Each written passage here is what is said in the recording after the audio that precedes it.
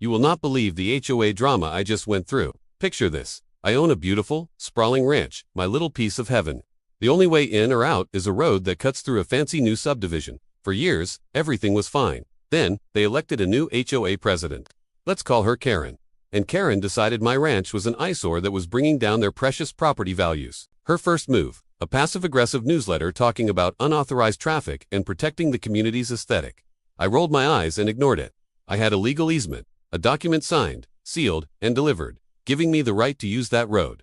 I figured that was the end of it. Oh, how wrong I was. A week later, I'm heading out to get supplies, and what do I find? A massive wrought iron gate blocking the road, with a keypad, and a big, fat private property, no trespassing sign. I was literally trapped on my own land. I couldn't get out, and no one could get in. My livestock feed deliveries were due, and I had a vet scheduled to come out. This wasn't just an inconvenience, it was a crisis. I tried calling Karen, straight to voicemail. I texted, no reply. I was fuming. I sat there for a good 10 minutes, just staring at this ridiculous gate, trying to figure out my next move. This wasn't just a dispute anymore, it was a declaration of war. Karen had seriously underestimated who she was dealing with. I got back in my truck, a plan already forming in my mind. This gate was coming down, one way or another. My first call was to my lawyer. I explained the situation, the easement, the gate, everything. He was practically salivating. He said, "This is an open and shut case of illegal obstruction. We can sue her for damages, legal fees, and even emotional distress." Music to my ears. He drafted a cease and desist letter, demanding the immediate removal of the gate and threatening legal action if it was undone within 24 hours. We had it delivered by a process server right to Karen's doorstep. I wish I could have seen the look on her face. While the legal wheels were turning, I still had a ranch to run.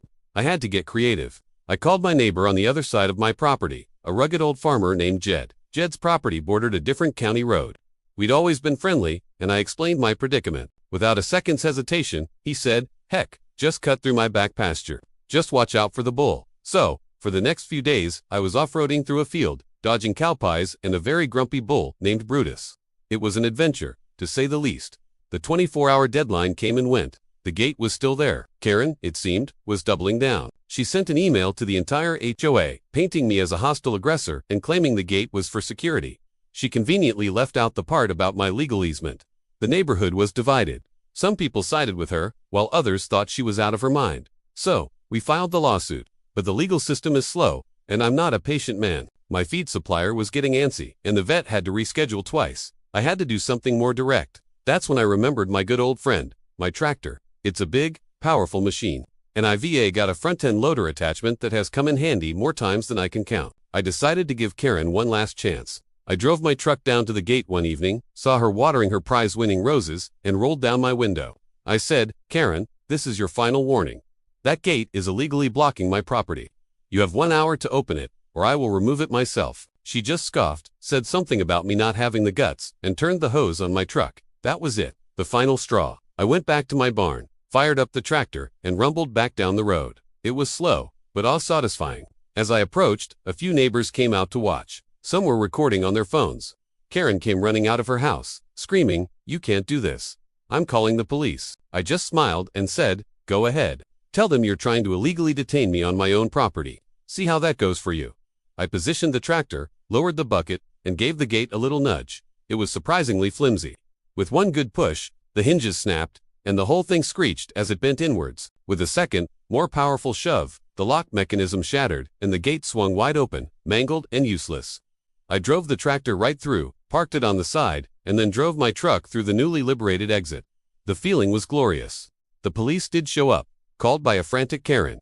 I calmly showed them my property deed and the legal easement. I explained that the gate was an illegal obstruction and that I had removed it to access my land. The officers looked at the paperwork, looked at the mangled gate, and looked at a sputtering Karen. One of them turned to her and said, "Ma'am, it looks like this is a civil matter. And frankly, you were in the wrong to block a legal right-of-way."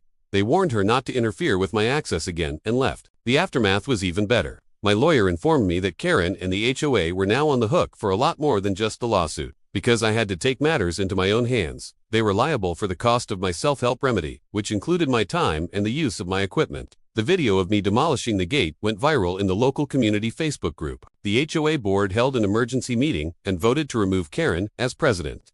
They sent me a formal apology and a check to cover my legal fees and then some. The new HOA president is a reasonable guy who actually came over to introduce himself and apologize in person. We had a beer, and he assured me nothing like this would ever happen again. The mangled gate became a local legend. For a while, it just lay on the side of the road as a monument to Karen's failed tyranny. Eventually, the HOA had it hauled away for scrap. Now, the road is clear, my deliveries are on time, and Brutus the Bull has his pasture all to himself again. And I have a great story to tell. So, what do you think? Was I in the right?